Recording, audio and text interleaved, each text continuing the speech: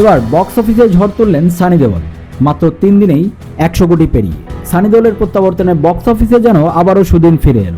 1997 সালের আইকনিক ছবি বর্ডারের বহু প্রতীক্ষিত সিকুয়াল বর্ডার 2 মুক্তি পাওয়ার সঙ্গে সঙ্গেই প্রেক্ষাগৃহে ঝড় তৈরি করে। মুক্তির মাত্র 3 দিনেই 115 কোটি রুপির বেশি আয় করে নতুন ছবি। শুক্রবার মুক্তির দিনেই দুরন্ত সূচনা করে সানি দেওলের এই দেশপ্রেমমূলক ছবি। প্রথম দিনেই ছবির আয় 35 কোটির ঘর ছুঁয়ে যায়।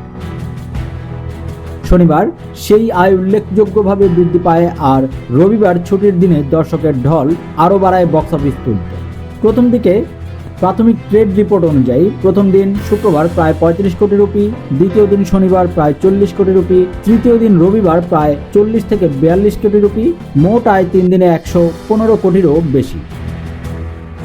সানি দেওলের ম্যাজিক অটুট রয়েছে। গদর 2 এর পর ফের একবার প্রমাণ করলেন ম্যাস এন্টারটেইনার সানি দেওলের গ্রহণযোগ্যতা আজও অটুট। তার সিগনেচার সংলাপ, দাপুটে অ্যাকশন এবং আবেগঘন দৃশ্য দর্শকদের প্রেক্ষাগৃহে সিটি বাজাতে বাধ্য করেছে। পাশাপাশি বরুণ ধাওয়ান ও দিলজিৎ দোসাঞ্জের উপস্থিতি ছবির আকর্ষণ আরও বাড়িয়ে দিয়েছে।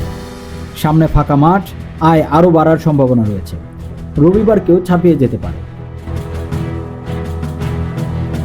চলতি সপ্তাহে বড় কোনো ছবির মুক্তি না থাকায় বর্ডার 2 এর সামনে কার্যত ফাঁকা মাঠ। ট্রেড অ্যানালিস্টদের মতে সোমবার প্রজাতন্ত্র দিবসের ছুটিতে ছবির আয় রবিবারকেও ছাপিয়ে যেতে পারে। অনেকের ধারণা এই ছবির দাপটে আমির খান বা শাহরুখ খানের একাধিক বক্স অফিস রেকর্ডও চাপে পড়তে পারে। ইতিমধ্যে 2026 সালের প্রথম ব্লকবাস্টার হিসেবে নিজেদের জায়গা পাকা করে ফেলেছে বর্ডার 2।